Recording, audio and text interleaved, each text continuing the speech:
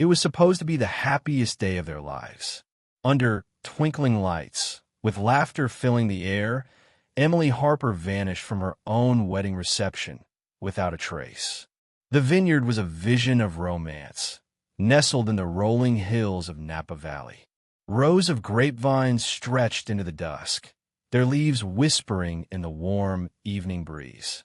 200 guests filled the outdoor pavilion, their voices mingling with the strum of a live band playing a soft jazz melody. Tables draped in white linen glowed under candlelight, and the scent of lavender and roasted fig drifted from the feast. At the heart of it all was Emily Harper, radiant in her ivory gown, its delicate lace trailing behind her like a whispered promise. Her laughter, bright and unguarded, had captivated everyone, especially James Carter, her groom, who couldn't take his eyes off her. James, dashing in his tailored suit, had spent the evening stealing glances at his new wife. They'd danced their first dance to a song they'd chosen years ago, her head resting against his chest, his hand steady on her waist. "Forever starts now," she'd whispered, her green eyes sparkling. He believed her. How could he not? Emily was his anchor, his joy, the woman who'd planned every detail of this day with meticulous care, from the hand-tied bouquets to the monogrammed napkins. The reception was her masterpiece, a celebration of their love, shared with family and friends who traveled far to witness it. But as the night wore on, something shifted. James was chatting with his brother near the dessert table when he realized Emily wasn't by his side. He scanned the crowd, expecting to see her twirling with her bridesmaids or laughing with her parents. She was nowhere. A faint unease prickled his skin. "Have you seen Emily?" he asked Claire, her sister, who was adjusting a floral centerpiece. Claire frowned, shaking her head. "She was just here, wasn't she?" The search began casually, a few friends checking the dance floor, others peeking into the bridal suite. But as minutes stretched into an hour, casual turned frantic. Guests fanned out across the vineyard, calling Emily's name into the cool night air. James's heart pounded as he checked the parking lot, the restrooms, even the shadowed rows of vines. Nothing. Her phone, purse, and delicate satin shoes were found abandoned on a chair near the bandstand, as if she'd slipped away mid-step. Her absence was a void, swallowing the joy of the night. The police arrived, their flashlights slicing through the darkness. Officers questioned guests, but no one had seen Emily leave. There was no sign of a struggle, no tire marks, no witnesses. "Maybe she got cold feet," one officer muttered, eyeing James with a skepticism that stung. Whispers rippled through the crowd. Runaway bride, secret doubts, maybe she wasn't ready. James's chest tightened. He knew Emily. She'd spent months dreaming of this day, her excitement palpable in every late-night planning session. She wouldn't run. Not like this. As the guests drifted away, their faces etched with pity, James stood alone under the twinkling lights, now dimmed by dawn's approach. The vineyard, once vibrant, felt hollow, its beauty mocking his despair. He clutched Emily's shoes, their satin cool against his palms, and made a silent vow. He'd find her, no matter what it took. But as days turned to weeks, a chilling question lingered. Did Emily run, or was she taken? James Carter refused to believe Emily had run. The idea that she'd abandoned their wedding, their love, their future, it was unthinkable. In the quiet moments before sleep, when exhaustion dulled his panic, memories of her flooded back. He saw her in their tiny apartment, curled on the couch, her auburn hair spilling over a notebook as she sketched table settings for the reception. "I wanted to feel like us," she'd said, her voice alight with excitement. Flashbacks painted their love in vivid strokes. Stolen kisses at dawn, her hand squeezing his during late-night talks about their dreams. Emily had been all in, her joy for their wedding infectious. She wouldn't leave him. Not willingly. Days after her disappearance, James threw himself into action. The vineyard, once a place of celebration, became a battleground for answers. He organized search parties, rallying friends and family to comb the surrounding hills.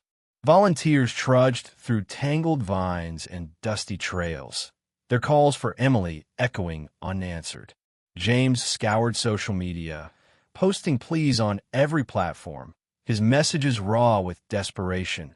"Please, if you know anything, help us find her." He appeared on local news, his voice cracking as he held up her photo, her green eyes staring back from the screen. "She's my world," he said. "I just want her home." But the police were less convinced. At the station, Detective Hargrove leaned back in his chair, his skepticism palpable. "No ransom demands, no witnesses, no signs of a struggle," he said, tapping his pen. "Sometimes people just leave." He mentioned a vague argument James and Emily had weeks before, something about wedding costs that James barely recalled. "Maybe she got cold feet," Hargrove suggested, his words landing like a punch. James's jaw tightened. The argument had been nothing, a fleeting moment of stress, resolved with apologies and a shared laugh. To twist it into a motive felt like betrayal. Public opinion began to shift, fueled by whispers and speculation. Online forums dissected Emily's life, branding her as flighty, impulsive, a woman who might bolt on a whim. "Maybe she wasn't ready for marriage," one commenter wrote. "Some people can't handle forever." Each word eroded James's hope, turning his grief into frustration. He wanted to scream that they didn't know her, her loyalty, her warmth, the way she'd planned their future with unwavering certainty. But doubt crept in, even among friends. Claire, Emily's sister, was his only ally, her eyes mirroring his determination. "She didn't run," Claire insisted. "Something's wrong." Weeks passed with no leads, the search parties dwindling, the news cycle moving on.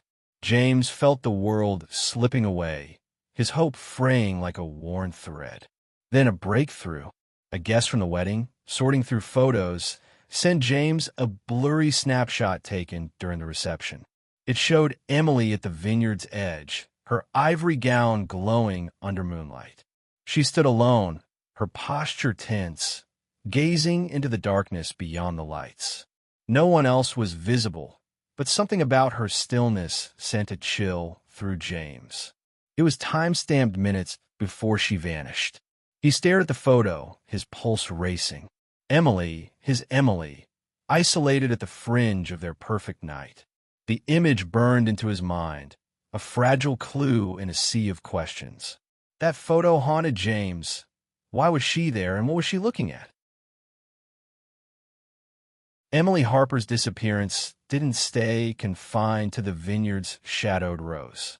It exploded into a national obsession, her face plastered across every screen and headline. The story of the bride who vanished mid-reception was catnip for tabloids, each outlet spinning wilder theories than the last. Did Emily Harper flee an affair? Screamed one cover. Secret Life of the Runaway Bride blared another. Some even floated alien abduction, their garish illustrations mocking the tragedy. Social media churned with hashtags, hashtag missing bride, hashtag where is Emily, turning her life into a public puzzle. For James Carter, the man who loved her, the frenzy was a waking nightmare. The spotlight burned hottest on him. Reporters camped outside his apartment, their cameras flashing like vultures circling. "James, did you know she was leaving?" they shouted. "What happened that night?" Worse were the accusations, whispered at first, then shouted in comment sections. "He's too calm. He's hiding something." The police, still grasping at straws, hauled him in for polygraphs and interrogations. Each session was a gauntlet, cold rooms, probing questions, his every word dissected. "Did you fight that night?" they pressed. "Did she want out?" James's grief, raw and unrelenting, was televised, his red-rimmed eyes broadcast to a world that judged him. He passed every test, but the stain of suspicion lingered. Through it all, James clung to Emily's memory, her laughter echoing in his mind. But the world's narrative was rewriting her, painting her as a flake who'd bolted or a femme fatale with dark secrets. He wanted to scream that she was neither, just Emily, who loved sunsets and planned their honeymoon with childlike glee. The betrayal cut deepest when friends began to waver, their condolences tinged with doubt. Only Claire, Emily's sister, stood firm. "They're wrong about her," she told James, her voice fierce. "We'll prove it." Claire's determination led to a breakthrough. While sorting through Emily's belongings, she found a leather-bound journal tucked beneath a stack of sweaters. Its pages, filled with Emily's looping handwriting, were a window into her final weeks. Most entries gushed about the wedding. Fabric swatches, cake flavors, but others struck a darker note. "I feel someone watching me," she wrote 3 weeks before the wedding. "At the store, in the park. It's like eyes are always there." Another entry, dated days later, was vaguer. "I can't tell James." He'd worry. The words were cryptic, maddeningly incomplete, but they sent a jolt through James. Emily had been afraid. Of what? Of whom? He pored over the journal, each line fueling his suspicions. Had Emily been hiding something? A threat? A stalker? A secret she couldn't share?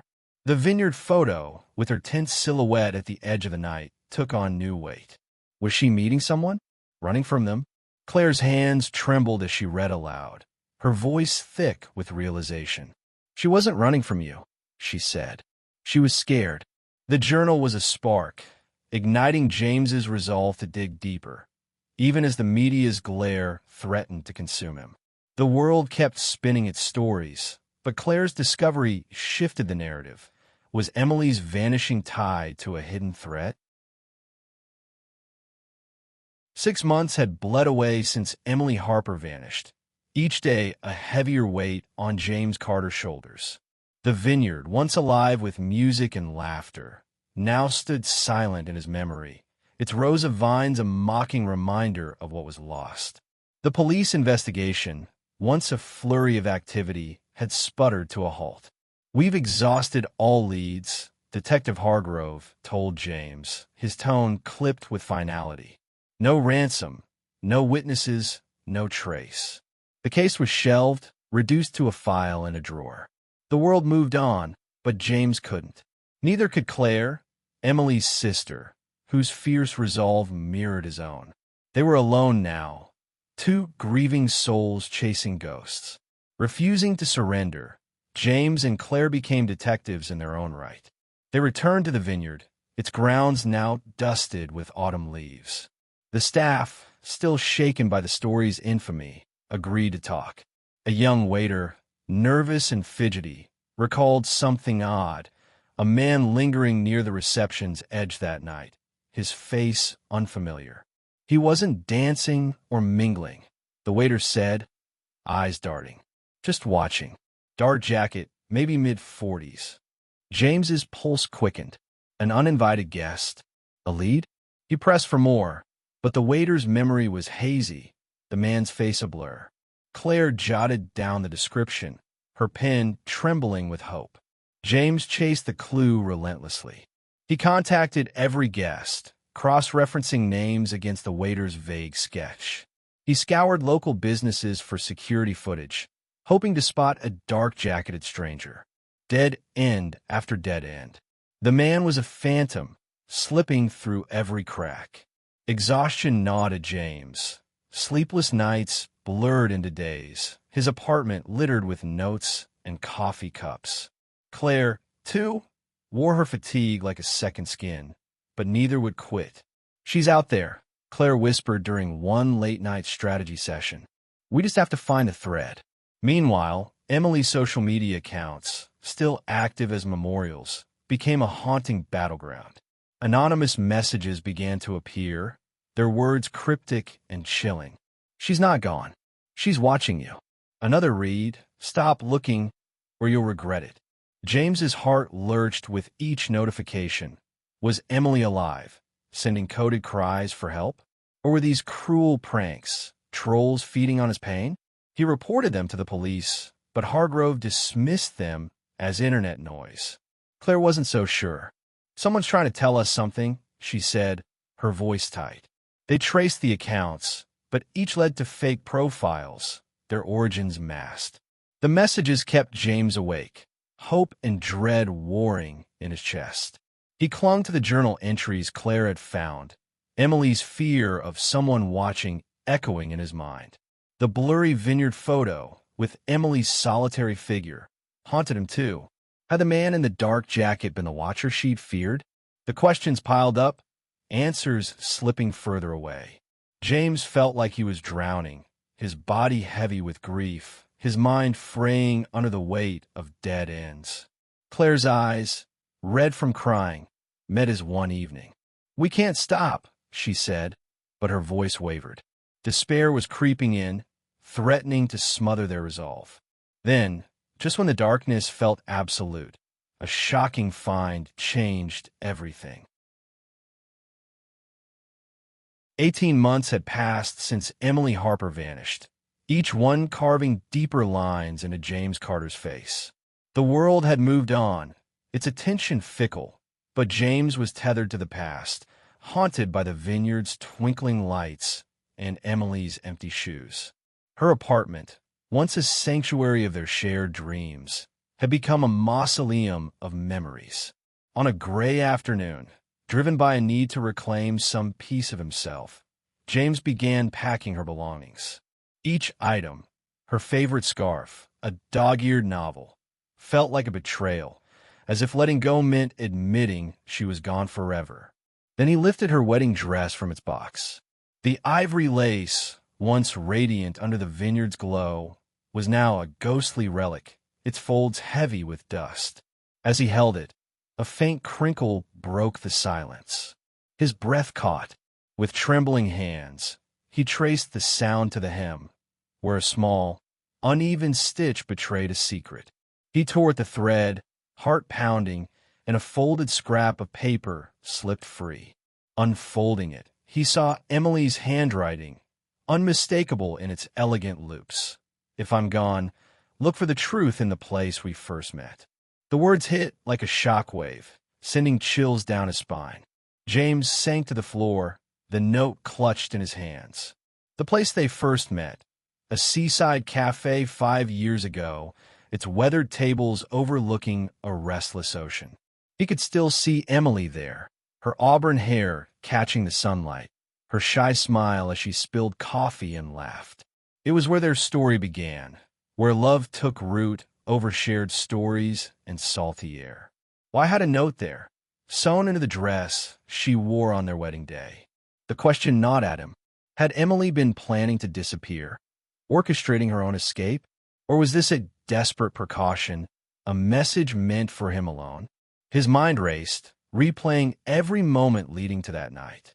The journal entries Claire found, Emily's fear of someone watching, took on new weight. The blurry vineyard photo, her tense silhouette at the edge of the celebration, now seemed like a warning. Had she known something was coming? The note's existence suggested intent, a deliberate act that chilled him. Emily, his Emily, had carried a secret, one she'd hidden in the very fabric of their happiest day. The realization was a knife, twisting between love and betrayal. James debated calling the police. Detective Hargrove's skepticism still stung, his dismissal of the cryptic social media messages a bitter memory. Would he see the note as a runaway bride's final flourish, proof of cold feet? James couldn't bear the thought of Emily's fear being reduced to a shrug. Yet keeping it secret felt reckless. What if the cafe held answers only the authorities could uncover? He confided in Claire, showing her the note under the dim glow of his kitchen light. Her eyes widened, her voice a whisper. "She left this for you, James. She trusted you to find her." The seaside cafe sat weathered and weary, a far cry from the sunlit haven where James Carter and Emily Harper first fell in love. 5 years ago, its blue shutters gleamed, and the salty ocean breeze carried their laughter. Now, as James stepped inside 18 months after Emily's disappearance, the place felt like a ghost of itself. Peeling paint, creaking floorboards, and a faint smell of stale coffee. The owner, a grizzled man with tired eyes, barely looked up from wiping the counter. James showed him Emily's photo, her green eyes vivid even in print. "She was here," the owner said, squinting. "Few weeks before her wedding, maybe. Came alone, but met some woman I didn't know." They talked quiet, looked serious. James pressed for details, hair color, age, anything, but the man shrugged. Didn't stare. They left after an hour. A woman? Emily hadn't mentioned meeting anyone. The secrecy stung, another layer of the mystery she'd left behind. James wandered to the table where he and Emily once sat, its surface scarred by years of careless hands. He ran his fingers beneath it, a habit from their old dates when they'd trace each other's initials. His breath caught as he felt an uneven groove. Kneeling, he saw it carve into the wood. E.H. Trust no one. Emily's initials, her handwriting etched in the grain. The words hit like a warning shot. Was she warning herself, a reminder of some betrayal she feared? Or was it for him, a message to guide him now? His mind raced, the cafe's walls seeming to close in, the ocean's roar outside, a restless echo of his thoughts. Back home, James tore through Emily's belongings with renewed urgency. The journal, the vineyard photo, the note, they all pointed to a secret she'd guarded. In her closet, behind a stack of sweaters, he found a locked metal box, small but heavy. His hands shook as he pried it open with a screwdriver, the hinges groaning. Inside were old photos, their edges yellowed. Emily, younger, laughing, stood arm in arm with a man James didn't recognize, tall, dark-haired, with a sharp jaw and guarded eyes. In another, they sat on a park bench, her head on his shoulder. Who was he? Why had she never mentioned him? The intimacy in the images twisted James's gut, not with jealousy, but with fear. She'd kept this part of her life hidden, locked away. Claire, summoned by James's frantic call, stared at the photos, her face pale. "She never talked about anyone like this," she whispered. The box held no names, no dates, only the silent weight of Emily's past. After hours of digging through old social media posts and college records, Claire identified him. Daniel Reed, Emily's friend from her university days. His name unlocked a flood of questions, each one sharper than the last. Daniel had vanished years ago, leaving behind rumors and unanswered messages. Why had Emily kept his photos hidden? And why, James wondered, did her trail lead back to a ghost? James tracked down Daniel's sister, Laura, in a small town 2 hours away. She met him at a diner, her eyes wary, her hands clutching a coffee mug. Daniel and Emily were close in college, Laura said, her voice low. Not romantic, but tight. He called her his confidant. She hesitated, then revealed a darker truth. Daniel had been tangled in a shady business deal before he disappeared. A real estate scam with powerful players. He was scared, she said. Said people were after him. Then he was just gone. Laura's voice cracked when James mentioned Emily's questions. She called me months before her wedding, asking about Daniel. I told her to let it go. It wasn't safe. The words landed like a stone in James's chest. Had Emily been investigating Daniel's fate, stirring up trouble that followed her to the vineyard? The journal's mention of someone watching, the cryptic carving at the cafe, E.H. Trust no one, suddenly felt like pieces of a dangerous puzzle. If Daniel's enemies had silenced him, had they targeted Emily to keep her quiet?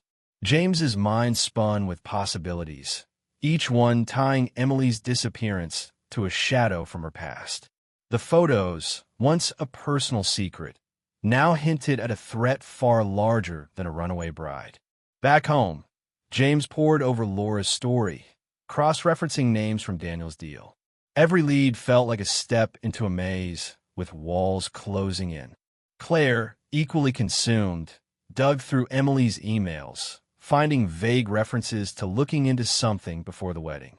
The deeper they went, the heavier the air felt, as if the truth was a weight pressing down. James's hope that Emily was alive, waiting to be found, battled a growing fear that her curiosity had cost her everything. Then, late one night, his phone buzzed with an unknown number. He answered, heart racing. A low, distorted voice rasped through the line. "Stop digging, Carter. You won't like what you find." The call cut off before he could respond, leaving only the hum of a deadline. James stood frozen, the words echoing in the dark. Someone knew he was searching. Someone was watching. Fear gripped him, cold and unrelenting, but it only sharpened his resolve. The warning wasn't a deterrent. It was proof he was close to something real, something Emily had risked everything to uncover. He confided in Claire, whose own nerves were frayed from their relentless search. Together, they pieced together Emily's final weeks, hunting for clues in the fragments she'd left behind. Claire, combing through Emily's old bank records, uncovered something jarring. Large cash withdrawals, thousands of dollars, made in the months before the wedding. Emily had never mentioned them, not even during their late-night budgeting talks. She was so open about everything else, James said, his voice tight. Claire nodded, her face pale. "Not everything," she admitted, recalling how Emily had grown secretive, stepping outside for hushed phone calls she wouldn't explain. She'd say it was work, but I didn't buy it. Each discovery deepened the mystery. The journal's mention of someone watching, the cafe carving, trust no one, and now secret withdrawals and calls. Had Emily been funding something or someone? Was she running from danger or toward it? James's mind churned, the blurry vineyard photo of her tense silhouette flashing in his thoughts.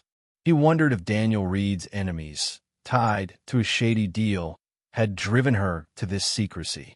The gray sedan, still tailing him on his morning drives, felt like a warning that he was getting too close. Desperate for answers, James turned to a hacker friend of Claire's, a wiry guy named Ethan who worked out of a cluttered basement. Ethan traced the anonymous social media messages. "She's not gone. She's watching you," to a server in a nearby town called Redmont. "Could be a proxy," Ethan warned, "but it's a start." James didn't hesitate. He drove to Redmont, a sleepy place with strip malls and faded motels. As he cruised its main street, the gray sedan appeared again, its tinted windows glinting under streetlights. His pulse spiked. This wasn't paranoia. It was real. James pulled into a gas station, heart pounding, and parked where he could watch. The sedan idled across the lot. Steeling himself, he approached, banging on its window. The driver, a lean man with sharp eyes, rolled it down. "Back off, Carter," he snapped, unfazed. James demanded answers. After a tense standoff, the man flashed a private investigator's license. "I'm just doing a job," he said. "Following you, keeping tabs." James pressed, voice shaking. "Who hired you?" The investigator's lips curled into a smirk. "Client's confidential, but you're stirring up trouble you don't want." He drove off, leaving James breathless in the neon glow. With Claire's help, James leaned on Ethan, their hacker friend, to dig into the investigator's digital trail. After days of tracing encrypted emails and shell payments, Ethan uncovered the client, Victor Klein, a wealthy businessman whose name sent a chill through James. Klein was tied to the shady real estate deal that had swallowed Daniel Reed, Emily's vanished college friend. James tracked Klein to his sleek office in the city, a glass tower that screamed power. Posing as a journalist, he secured a brief meeting.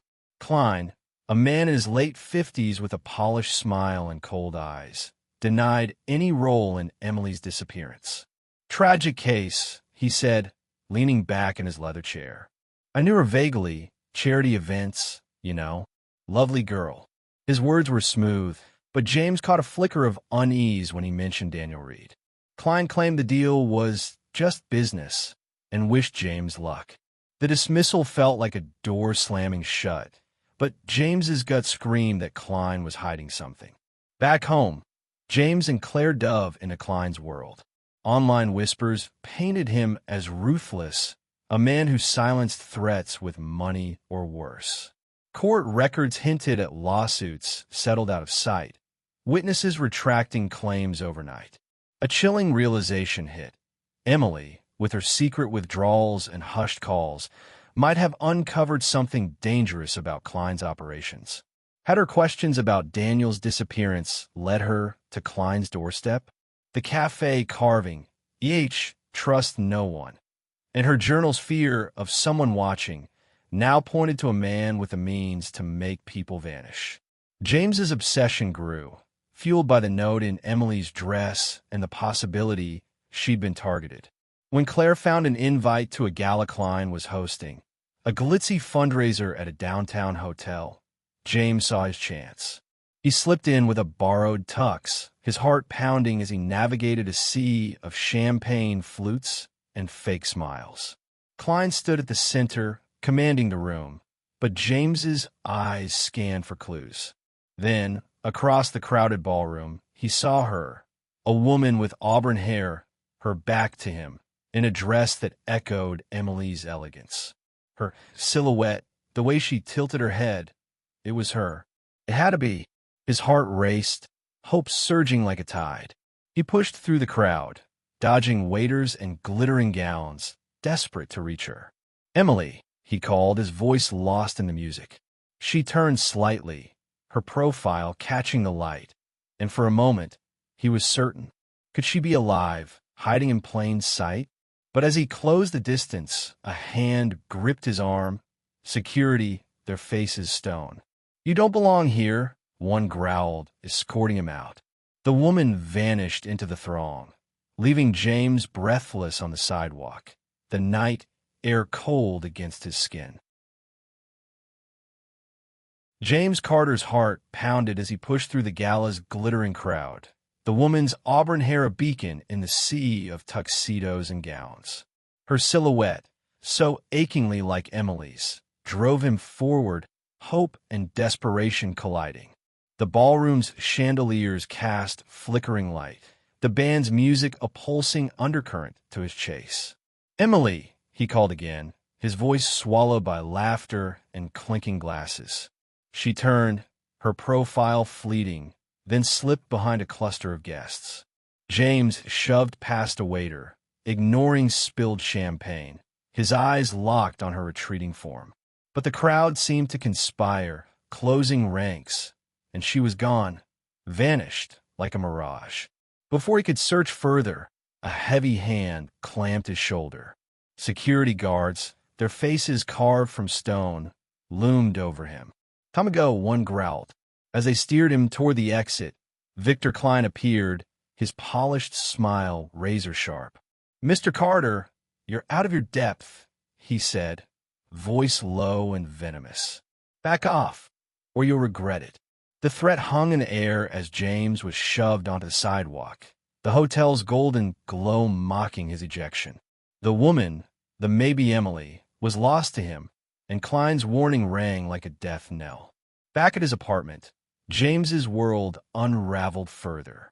The door hung ajar, splintered wood marking a forced entry. Inside, chaos reigned, drawers yanked open, papers strewn across the floor.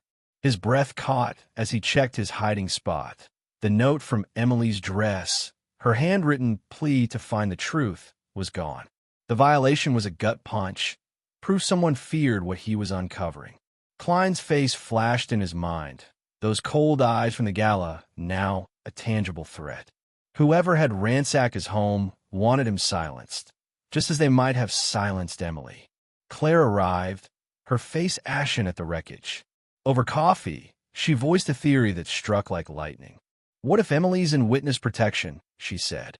The withdrawals, the secret calls, the note, it could explain why she vanished so cleanly. The idea was a lifeline, suggesting Emily was alive, hidden for her safety. But it also meant she'd chosen to leave him, to guard a secret too dangerous to share. James wrestled with the thought, torn between hope and betrayal. The cafe carving, trust no one, echoed grimly. Had she trusted no one? Not even him? Desperate for answers, James contacted a federal agent he'd met through a news contact, Agent Ruiz. Over a tense phone call, Ruiz was cagey, neither confirming nor denying Claire's theory. Klein's name has come up in certain investigations, he said carefully. But you're wading into deep waters, Carter. Be careful. The hint of a larger probe, corruption perhaps, tied to Klein's empire, set James's pulse racing. He was close to the truth, closer than ever, but the cost was mounting. His home violated, Klein's warning, the stolen note. Every step forward felt like a step toward a cliff. As he sifted through the mess of his apartment, a scrap of paper caught his eye, overlooked by the intruders. It held an address, scrawled in Emily's handwriting, for a remote cabin. A new clue points to a hidden safe house. Following the clue, James drove hours into the wilderness, where city lights gave way to dense pines and winding dirt roads. The remote cabin emerged from the mist, a weathered structure half swallowed by the forest, its windows dark and silent. His heart pounded as he approached, the weight of 18 months without Emily pressing against his chest. The door creaked open under his touch, revealing a musty interior frozen in time. Dust motes danced in the slivers of moonlight, and the air held a faint trace of lavender, Emily's scent. James's breath hitched as he searched the sparse rooms, his flashlight sweeping over a sagging couch and a chipped table. In a bedroom, tucked beneath a loose floorboard, he found a small velvet pouch. Inside was Emily's locket, the silver heart she'd worn every day of their engagement, engraved with their initials. Beside it lay a burner phone, its screen blank except for one program number. His hands trembled as he held the locket, its familiar weight a lifeline to her. He dialed the number, each ring stretching into eternity. Then, a voice, soft, shaking, unmistakably hers. "James," it whispered. His knees buckled. "Emily, is it really you?" The woman claiming to be Emily spoke in a rush, her words laced with fear. "I'm alive, but you have to stop. I fled to protect you. Klein's men, they're everywhere. They'll kill you if you keep digging." Her voice cracked, raw with desperation. "Please, James, let me go." Before he could beg for more, where she was, why she'd hidden, the call cut off, leaving a void of static. He redialed frantically, but the line was dead. James sat in the cabin's silence, Emily's locket clutched in his fist. Her voice, after all this time, was both a miracle and a torment. She was alive, or so the woman claimed, but her plea to stop searching clashed with everything he knew about her. The Emily who'd carved "Trust no one" at the cafe, who'd sewn a note into her wedding dress, wasn't one to surrender. Had she fled to shield him from Victor Klein's reach, as she said? Or was this a trick, a ploy to throw him off? The memory of Klein's gala warning, "Back off, or you'll regret it," loomed large, as did the ransacked apartment and stolen note. Klein's power seemed to stretch everywhere, even to this desolate cabin. Torn between hope and suspicion, James replayed her words. The locket proved she'd been here, but the burner phone felt like a staged clue, too convenient after months of dead ends. Claire's theory of witness protection flickered in his mind. Could Emily be under federal protection, her call a scripted plea to keep him safe? Or was she trapped, forced to lie? The cabin offered no answers, only echoes of her presence. James pocketed the locket and phone, his resolve wavering but unbroken. He couldn't stop, not when her voice still lingered. Her voice haunts him, but doubts creep in. Back in his cluttered apartment, he played the call's memory for Claire, her sister's words. "I fled to protect you," hanging heavy in the air. Claire's face, usually fierce with determination, clouded with skepticism. "Why didn't she call me?" she asked, her voice sharp. "I'm her sister. If she's alive, why hide from me?" The question stung, planting a seed of doubt in James. The locket, the cabin, the plea to stop, were they proof of Emily's survival or a cruel manipulation? Determined to trace the truth, James enlisted Ethan, their hacker friend, to pinpoint the burner phone's origin. After hours of digital sleuthing, Ethan traced the signal to a city 3 hours away, Ellswood, a gritty industrial hub. James drove there alone, the locket in his pocket a talisman against the fear gnawing at him. Ellswood streets were lined with faded warehouses and neon-lit diners, a stark contrast to the vineyard's elegance. Following Ethan's lead, James met a woman in a dimly lit bar, her nervous eyes scanning the room. She introduced herself as Lena, her voice low. "Emily paid me to make that call," she confessed, glancing at the door. "Said it was to protect someone, to throw them off." The words were a dagger to James's heart. Emily, alive, orchestrating a decoy? The woman he'd loved, whose laughter once filled their home, had hired a stranger to lie to him. Lena offered scant details. Emily had approached her months ago, cash in hand, with instructions to deliver the scripted plea. She looked scared, Lena added, almost as an afterthought. Didn't say why. James left the bar, the locket burning against his chest, his faith in Emily fracturing. Had she betrayed him, staging her disappearance to escape Klein's reach, or was something else entirely? The cafe carving, "Trust no one," felt like a taunt now, mocking his devotion. Back home, James's heartbreak fueled a restless search for answers. Claire, equally shaken, turned to Emily's old laptop, recovering a deleted email buried in its digital grave. Dated weeks before the wedding, it linked Emily to a whistleblower group exposing Victor Klein's crimes. Money laundering, coercion, vanished rivals. The email was vague, mentioning a plan and evidence, but its existence was a bombshell. Emily hadn't just been curious about Daniel Reed's fate. She'd been actively working to dismantle Klein's empire.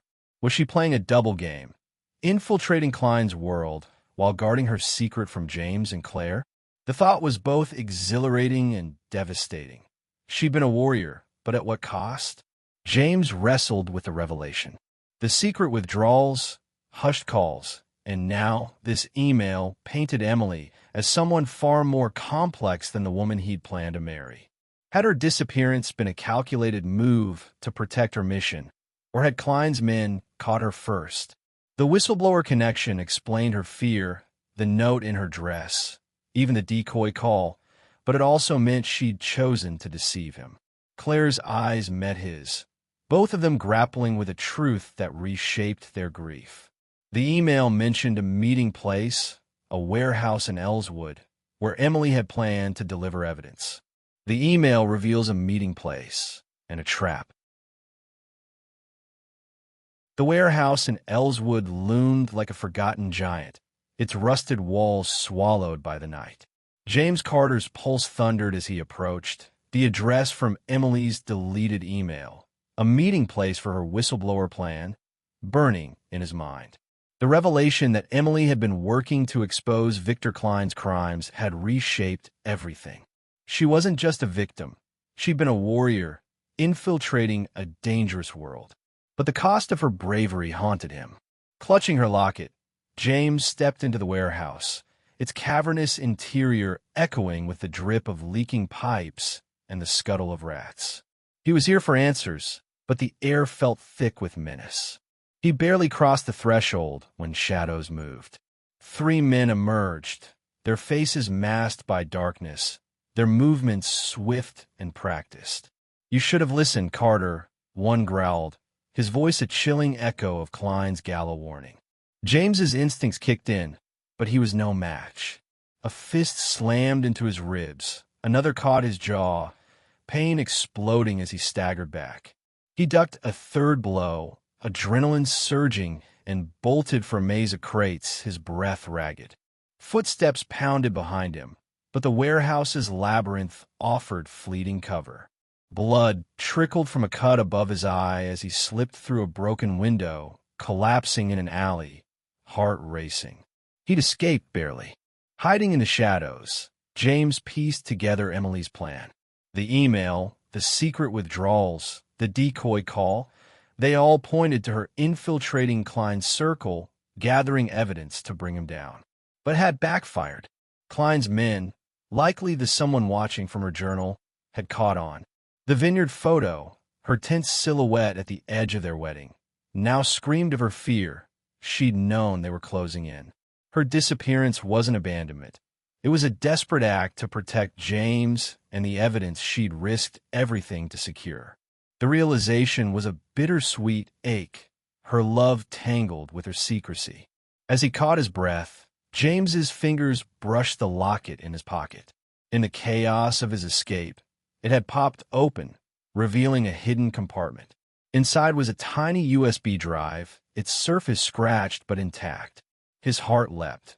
This was Emily's evidence, the truth she'd sewn into her dress, carved into a cafe table, and guarded with her life. Limping to his car, he drove to Claire's, where they plugged the drive into her laptop. It held files, financial records, emails, and audio clips exposing Klein's money laundering and coercion. Emily's courage was staggering, but each file deepened James's fear. Had she paid the ultimate price for this truth? The USB confirmed why Klein's men were hunting him. They wanted the evidence destroyed, just as they'd likely silenced Emily.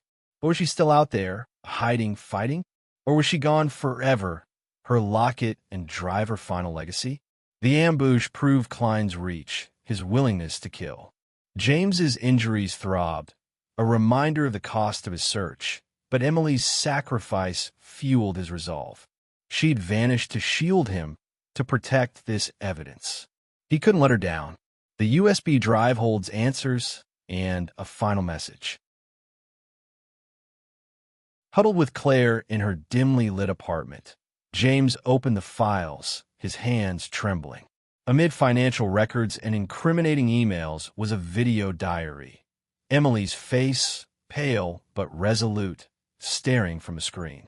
Her voice, soft yet steely, filled the room, each word a revelation. "If you're watching this, I'm probably gone," she began, her green eyes haunted. "But I need you to know why."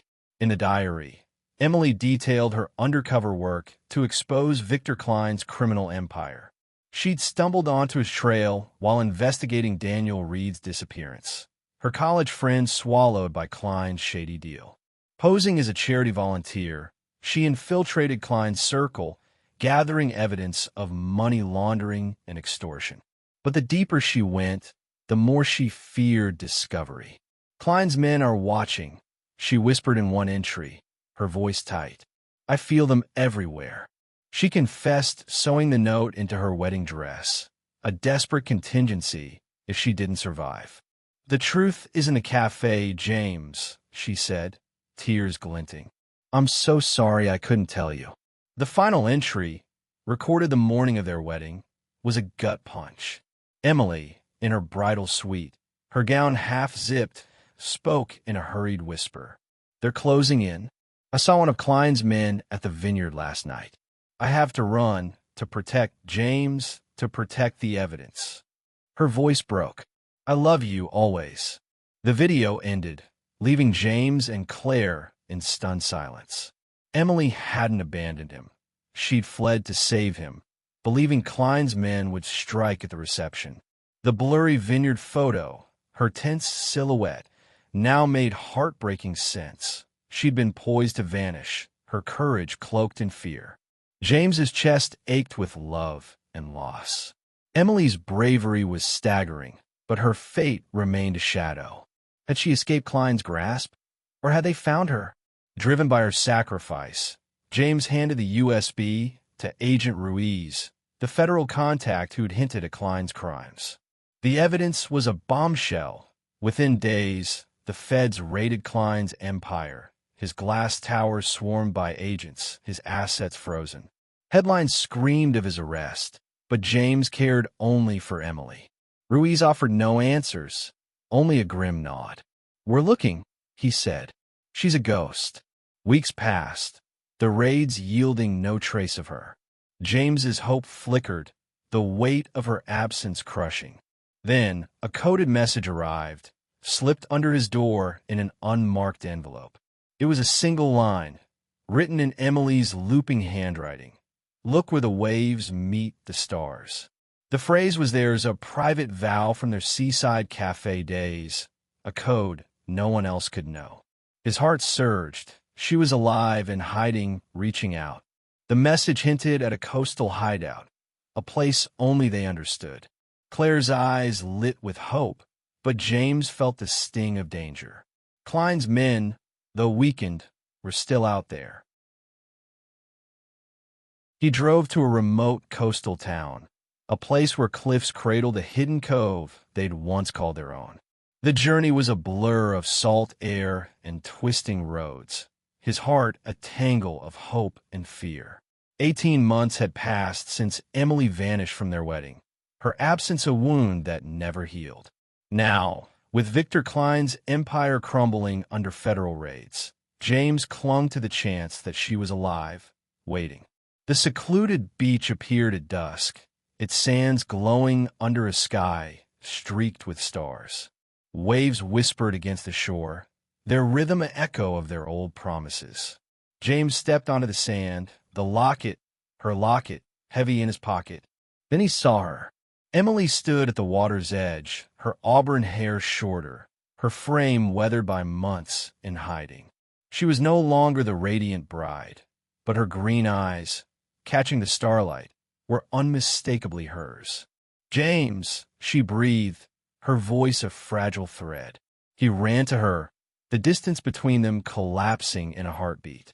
She was real, alive, her warmth against him a miracle after endless nights of doubt. Their reunion was bittersweet, a collision of love and lingering pain. Over the crash of waves, Emily explained her life in hiding. After fleeing the wedding, certain Klein's men were moments from striking. She'd vanished into a network of safe houses, guided by the whistleblower group she'd joined to expose Klein. "I couldn't contact you," she said, tears streaking her face. Klein's reach was everywhere. One slip, and they'd find you.